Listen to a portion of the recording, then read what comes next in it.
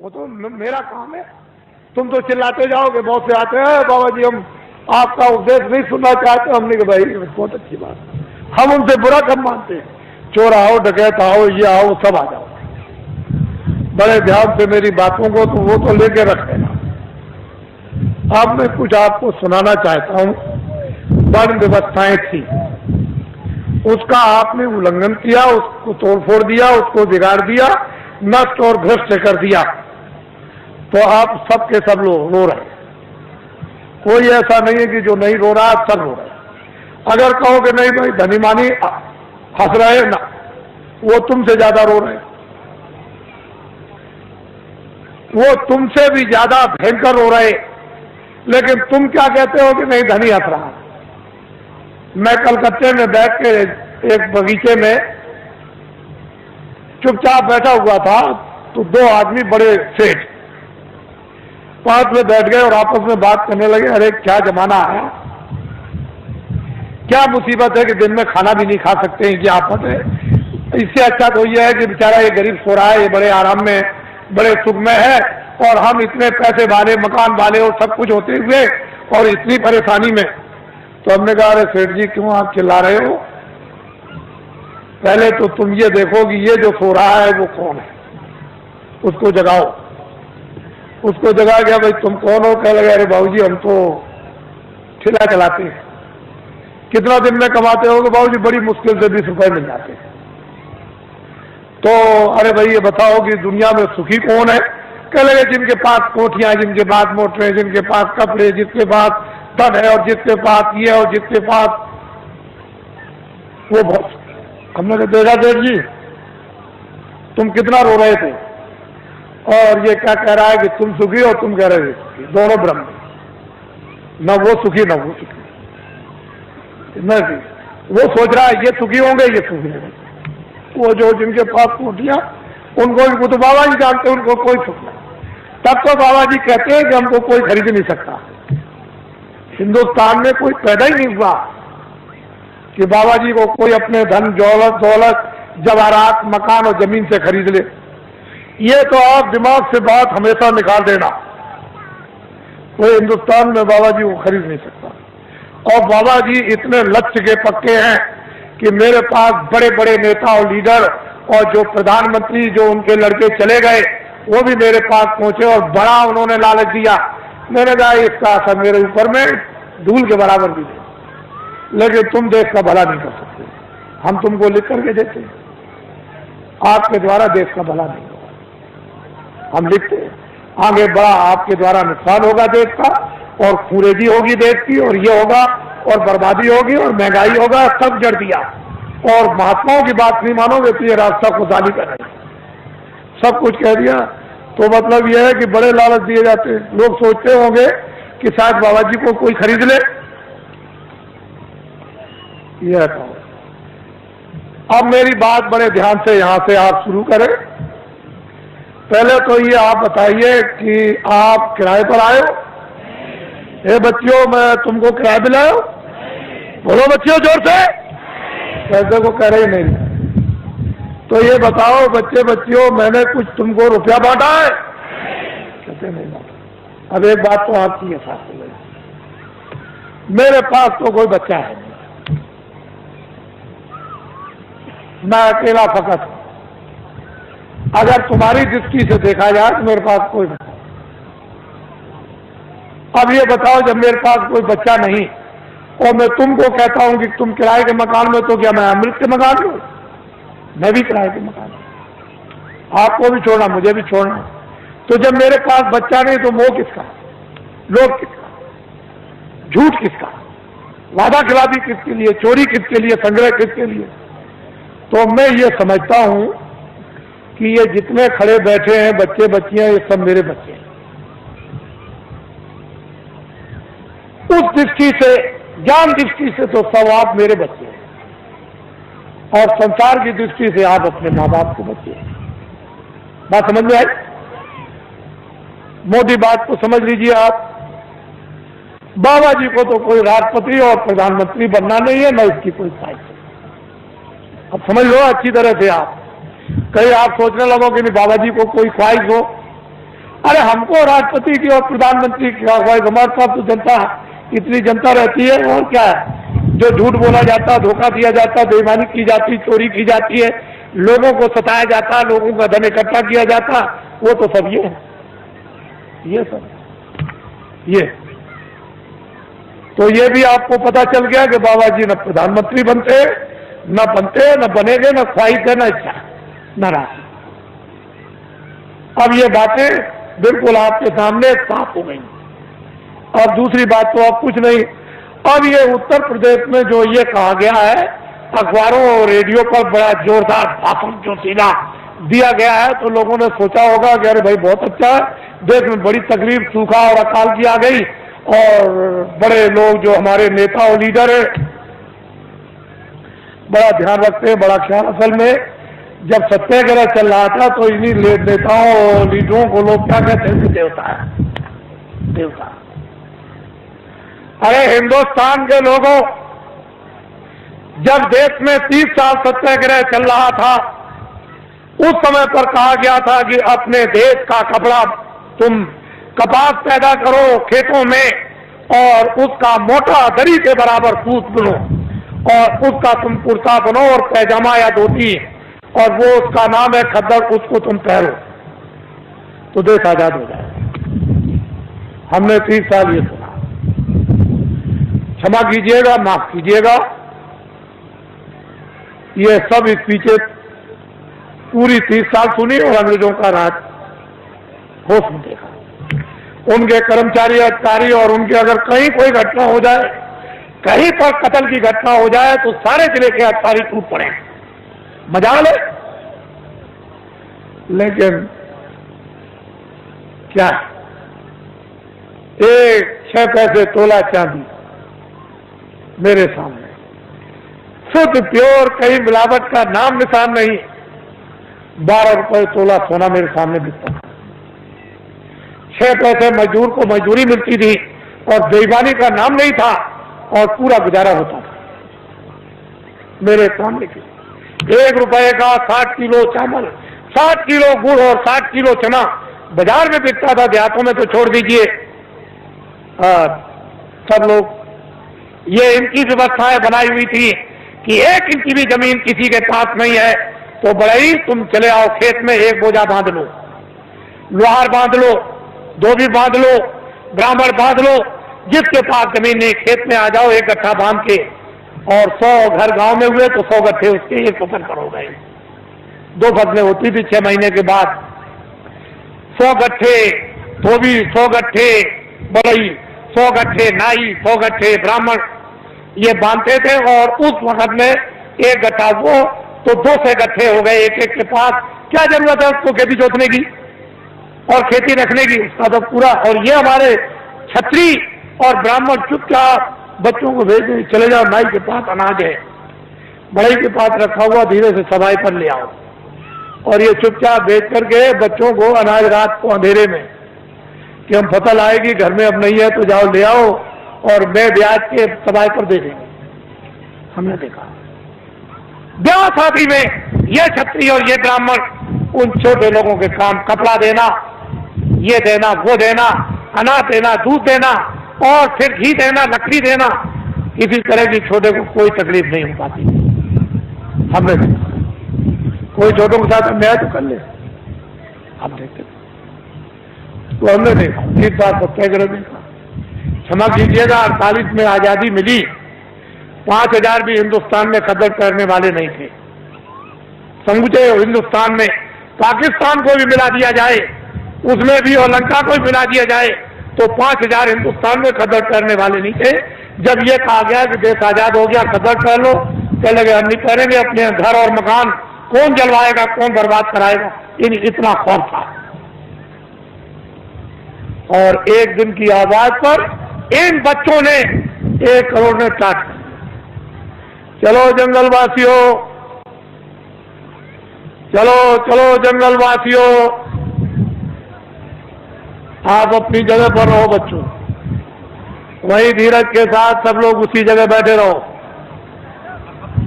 अपनी अपनी जगह पर बैठे रहो।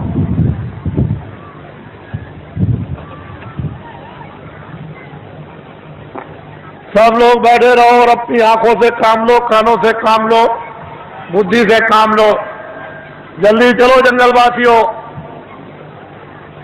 एक दफे सबके सब भगवान को के नाम को बोलो जोर से, जय गुरुदेव। बैठ रहो बच्चियों, बच्चियों बैठ जाओ, सबके सब बैठ रहो, वहीं बैठ रहो, घबराओ मत। एक ही सादे सब सदे, एक दिन की आवाज पर 1 करोड़ लोगों ने, इन बच्चों ने बोरा पहन लिया। इस देश के अंदर 1 करोड़ बच्चे बोरा पहने हुए हैं। कौन हिंदुस्तान में नेता और लीडर पैदा हुआ जो एक दिन की आवाज पर करोड़ों बच्चों को ये टाट, ये बोरा, ये जूट पहरा दे? इनको देखो आप, पहले इतनों को देख लो, अभी तो आप आगे बहुत कुछ देखना है। इनको देखो, ये आपके सामने आ रहे हैं, बदन पर बोरा तो नहीं पह रहे।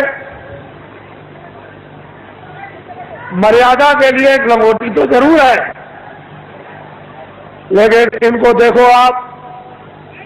जल्दी चलो बच्चों, जल्दी से इनको देखिए आप। हमको ये दिखाना है आपको कि एक दिन की आवाज पर इस देश के लिए, देश के काम के लिए, देश की सुरक्षा के लिए, देश के न्याय के लिए, देश की व्यवस्था के लिए, काश्तकारों के लिए, कर्मचारी अधिकारियों के लिए, मजदूरों के लिए और छात्रों के लिए, सेठ और साहूकारों के लिए अगर 1 करोड़ बच्चे एक दिन की आवाज पर ये टाट पहन ले तो ये कोई साधारण और आसान काम नहीं है। तुमने इतनी बड़ी बड़ी ताकत लगा दी और 5000 को भी तुमने खतर और टोपी पैजामा धोती नहीं पहरा पाया, और 1 करोड़ बच्चे टाट पहरे देश में घूम रहे हैं। पहले तो लोगों ने सोचा था कि बाबा जी मजाक कर रहे होंगे। बाबा जी कोई किसी के साथ मजाक नहीं करते। इनको देखो अपनी आंखों से, बच्चे और बच्चियों बैठे रहो, वहीं से सब कुछ दिखाई देगा। क्यों घबराते हो?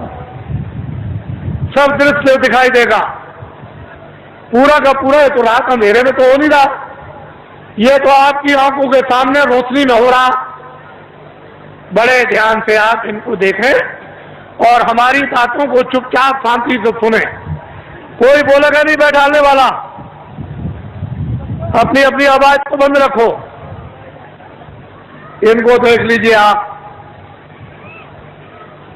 फिर इस बात को बड़े ध्यान से सुने कि दिल्ली की लोकसभा में 1 साल का खर्चा जो एमपी, जो दिल्ली में उस पार्लियामेंट लोकसभा में बैठते हैं, साल भर का लोकसभा का केवल खर्चा 33 अरब का। कितने अरब का? जोर से बोलो। 33 अरब का। इस भारत की आबादी यानी भारत की जनसंख्या 2 अरब की। कितने अरब की? जोर से बोलो, कितने अरब की? मैं आपकी बुद्धि से पूछना चाहता हूं कि दिल्ली की लोकसभा में एमपी बैठ करके, शासन करने वाले बैठकर ढंढोरा पीट कर अखबार रेडियो पर कि 80 करोड़ 80 करोड़ और 80 करोड़ का लोकसभा में बैठ करके बजट बनाया जाए, तो मैं आपसे मोटी बुद्धि से पूछना चाहता हूं, 2 अरब की आबादी को पूरा पड़ जाएगा? और रेडियो पर आपने जो ढंढोरा पीट रखा है और जो नसबंदी और गर्भपात आपने जो कुछ भी करवाया और 4-4, 5-5 महीने के बच्चों को जो आपने गिरवा दिया, क्या ये हत्या नहीं है? ये अपराध नहीं है? अंग्रेजों के राज में एक भी अगर गर्भपात गिराया जाता था और पता चल जाए अधिकारियों को, तो न्यायालयों में जाकर के उसको सजाए मौत की सजा होती थी। आए देशवासियों, क्या वो कोई कानून नहीं था? इतने आपने गर्भपात गिराए, इतनी नसबंदी कर्मचारी अधिकारियों की आपने इमरजेंसी में इनको पकड़कर सेठ साहूकारों को, इन देवियों को और बच्चों को पकड़कर आपने इतना बड़ा, आपने जनसंख्या की कमी के लिए आपने जो काम किया, और इस समय पर 2 अरब की आबादी है। बोलिए आप फेल हो गए कि नहीं? बोलिए फेल हुए कि नहीं? हमने भी मेरठ देखा था 50 साल पहले, हमने भी दिल्ली 50 साल पहले देखी थी। एक मामूली सी दिल्ली थी, वो चांदनी चौक के इर्द गिर्द ही आबादी थी और बाकी दिल्ली में कुछ नहीं था। हमने अपने आंखों से देखा था। आज उस दिल्ली को देखिए तो एक जो दिल्ली से 30-40 मील की दूरी पर गांव भी होगा, वो भी शहर बस गया। हमने देखा था। आपने सबसे पहले आपने प्रजातंत्र में ये शासन करने वालों ने अपराध किया है कि इस जनता, प्रजातंत्र जनता के सामने आपने जनता की चोरी की, और ये अभी तक आपने नहीं बताया कि भारत की आबादी इतनी है। बोलिए अपराध है कि नहीं? बोलिए है अपराध। ये सबसे बड़ा अपराध भारतीय संविधान ये कहता है, बड़ा भारी अपराध है। जनता की प्रजातंत्र में चोरी नहीं करनी चाहिए, और आपने क्यों चोरी करके रखा है इसको मैं बताना नहीं चाहता। मैं आपसे सबसे ये पूछना चाहूंगा, आप तो गृहस्थ आश्रम में बाल बच्चों में रहते हो, क्या आदमी अपनी स्त्री से कोई घर का या बाहर का राज छुपा सकता? कोई आपका गोपनीय भेद आपका यानी स्त्री से आप छुपा लेंगे? तो जब घर का और बाहर का कोई भेद स्त्री से नहीं छुप सकता है, तो क्या कोई फरिश्ते ऊपर से उतर आए? मान लो अगर कोई विदेशी देश का आदमी विदेशी देवी से, औरत से शादी करे, तो शायद हो सकता है जो बहुत बड़ा हो गया है वो अपनी स्त्री से अपना राज छुपा लेगा? नहीं छुपाएगा। तो ये बताओ कि देश का आदमी विदेशी औरत से शादी चलते फिरते में करे, मंदिर भी ना हो और मस्जिद भी ना हो और मुल्ला भी ना हो और पंडित भी ना हो और दरिया का किनारा भी ना हो और कोई मंदिर और मठ भी ना हो, गिरजाघर भी ना हो, और चलते में अगर शादी कर ले तो उसको राजा बना दोगे? तो आपने ये सबसे बड़ी गलती क्यों की? भारत के प्रधानमंत्री ने विदेशी स्त्री से शादी की है और आपने ये अपराध क्यों किया कि उसको राजा बनाया? क्यों आपने ये अपराध कर डाला, ये बताइए। ये देश के लिए, जनता के लिए, ये अपने गौरव के लिए, अपनी जाति समाज के लिए ये क्या छोटा अपराध है? अब ये बताइए, जब आपने प्रधानमंत्री राजा बना दिया तो कोई गोपनीय अपनी स्त्री से राज छुपा सकता है? तो ये सिद्ध और साबित हो गया कि मंत्रालय का, फौज का और उनका, और जो योजना बनाते हैं, जो कमजोरियां हैं इस प्रजा की, इस जनता की, इस देश की, इस हथियारों की, उड़ने वाले हो, मारने वाले हो, जो कुछ भी फैक्ट्रियों का उत्पादन हो या संग्रह हो, वो सब विदेश में चला गया। मैं एक बात और आपको ये बताना चाहता हूं, उस समय पर ये राष्ट्रपति जो आए तब तो नहीं थे, लेकिन हमारे सरदार राष्ट्रपति थे जो रिटायर हो गए। उस समय पर यानी भारत की टकसाल करेंसी विदेशों में छपने के लिए दे दी गई। टकसाल और करेंसी विदेशों में छपने के लिए दे दी गई।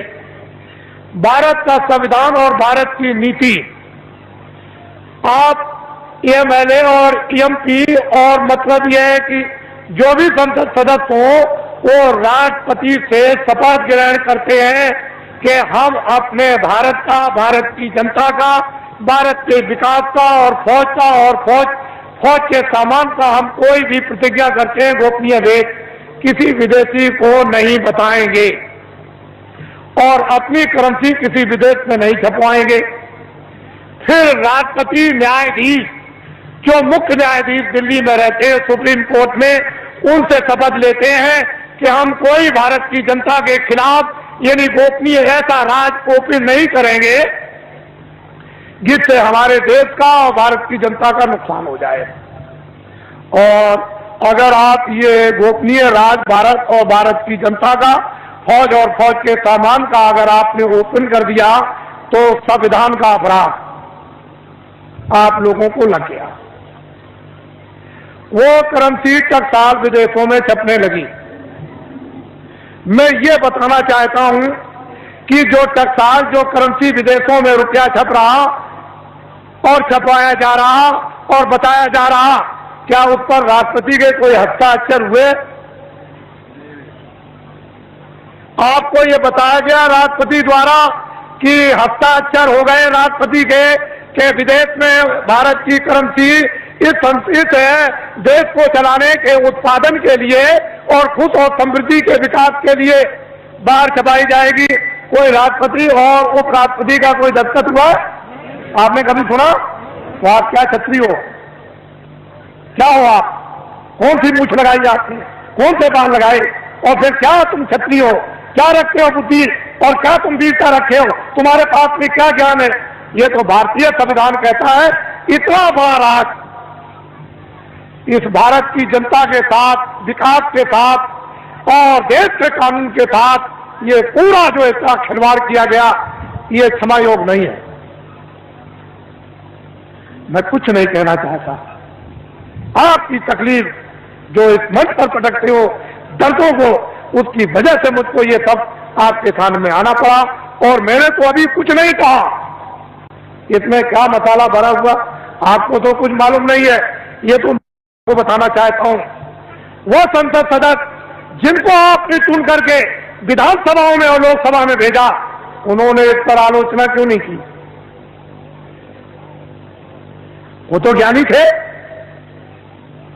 वो तो तुम्हारे भेजे हुए थे, तुम्हारे नुमाइंदे थे कि तुम्हारी तरफ से, तुम्हारे देश की तरफ से, तुम्हारे कानून की तरफ से, तुम्हारे उत्पादन की तरफ से, तुम्हारी खुशहाली की तरफ से बोलेंगे।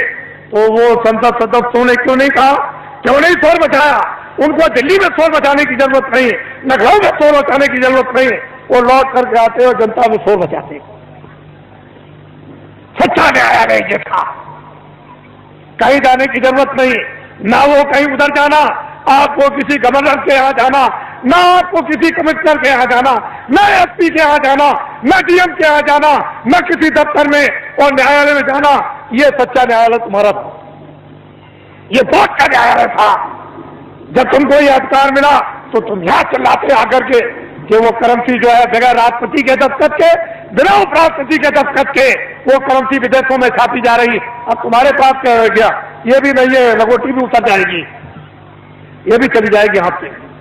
और वो कत्लेआम होगा जो बाबा जी पहले से सुनाते चले आए। सरेआम बाजार में कोई भी तुमको देखने वाला नहीं होगा। तुम्हारी बहु बेटियों को जब लोग खींच करके ले आएंगे और सड़कों पर डाल लेंगे, तब तुम कहोगे चलो बाबा जी के पास दौड़े। ये काम आएंगे आज से, ये खड़े हुए ये काम आएंगे, यही आपके काम आएंगे। इसलो देश वीरों का देश है, क्षत्रियों का देश है, विद्वानों का देश है, ब्राह्मणों का देश है, सत्कर्मियों का देश है, त्यागियों का देश है। आप इसको अनाचारियों का देश बना रहे। इसलिए आप इससे कहो, गांव-गांव में आपको जरूरत नहीं है, ना आपको दिल्ली में किसी तरह के सत्याग्रह की, कोई आंदोलन की और फेरियों की जरूरत नहीं है, ना दफ्तरों में आप जाते हो। ये बेचारे हमारे जो इंस्पेक्टर है यहाँ, ये कोई जा रहा दिल्ली, कोई लखनऊ जा रहा, कोई जा रहा, तो वहां रैली निकलेगी, सत्याग्रह होगा। आज इसका सत्याग्रह, कल उसका सत्याग्रह। आप उस मजिस्ट्रेट का, उस डीएम का, उस बेचारे जो रक्षा करते हैं उनका समय तो वहां चला गया, तब तक यहाँ डकैती हो गई, तब तक यहाँ कत्ल हो गया। तुम चिल्लाए करोगा जी, तुम चिल्लाए एसपी साहब, ये तुमने क्या कर दिया? और वो बेचारे चले गए वहां उनको बचाने के लिए। अरे ये क्यों करते? कहीं जाने की जरूरत नहीं। बस अब एक काम करो, लाओ इधर पकड़ाओ, एक ये काम करो, ये भूमि जोता खेतिहर काश्तकार संगठन की जो आधारशिला 10 सितंबर 1987 में रखी गई ग्राम देवलखा, तहसील केसरगंज, जिला बहराइच। लोगों को मालूम नहीं था, वो तो मजाक समझते थे कि बाबा जी मजाक कर रहे, आधारशिला कितने आदमियों के बीच में, ये तो आपको कोई इतने आदमी इकट्ठे नहीं कर सकता। उनको तो ये पता नहीं था कि बाबा जी इतनी जल्दी जल्दी काम करेंगे। तब तक फौरन घोषणा हो गई, 5, 6, 7 को फौरन चलो हरदोई, और काम का घूम जो तक खतर का कंडे, हमको शक्ति दो, हमको ज्ञान दो, हमको बल दो। देखो आप फिर देखिए, आप इस डंडे को ले लो। इस डंडे को लेने के बाद किसी की रैली में नहीं, बाबा जी की अपील है, किसी के सत्याग्रह में नहीं, कोई धरना नहीं देना, किसी मजिस्ट्रेट को या किसी एसपी को, किसी कमिश्नर को और किसी डीएम को या किसी अधिकारी कर्मचारी को वहां जाकर के उसका गिराव नहीं करना। इस झंडे को ले लो। अगर आप लोगों ने अपना झंडा जो ले लिया, जो आपका झंडा मैं पकड़े हुआ हूं, मेरा झंडा तो ये बाद में बनेगा, अभी तो आपका झंडा है। अगर मैं इस झंडे को ले लेता तो आप कहते बाबा जी मेरा झंडा तो है नहीं, तो आपका झंडा है, यह आपका झंडा मेरा नहीं, मैं तो इस झंडे को लिए। देखो वो मैं तो वो काम कर रहा था, और वो झंडा टाट वालों का, दूरदर्शी का, वो अलग है, और वो आपका उधर फैलना। इस झंडे को ले लो और ये ऐलान कर दो गांव गांव में कि भूम जोता खितियार का स्तर ये अपना अपना झंडा लेकर और फौरन सभाएं करें, और जल्दी से जल्दी, और देर करने की जरूरत नहीं है। वो अपनी अपनी तकलीफें गांव में सब बताएं इन ठाट वालों को। जो भी आपको पर्चे मिल जाए प्रस्ताव के, उसमें ट्रैक्टर का कर्जा, ट्यूबवेल का कर्जा, नाली का कर्जा, कुएं का कर्जा, इंजन का कर्जा, मेड़ का कर्जा, भैंस का कर्जा, बैल का, घोड़े का, गधे का, बकरी का, सुअर का, और हलों का, और यंत्रों का, और खाद और गैबर गोश्त का, और खादों का, और बीजों का, जितना भी कर्जा 40 सालों का सरकारी रदा तुम दे सकते हो कि नहीं दे सकते हो, वो झंडे लेकर के तुम बखात करो और अपनी चीज को पटको जल्दी से, और ये कहो कि झंडे अब हम इस योग नहीं रह गए, हम में ये समर्थता नहीं रह गई, अब हमारा 40 सालों का सरकारी जितना भी कर्जा है वो मैं ब्याज के माफ हो जाना चाहिए। बस आप अपनी आवाज को बाहर निकालो, वो सुन रहा है, वो सब कुछ करेगा। तुम क्यों घबराते हो, लेकिन आवाज नहीं निकाल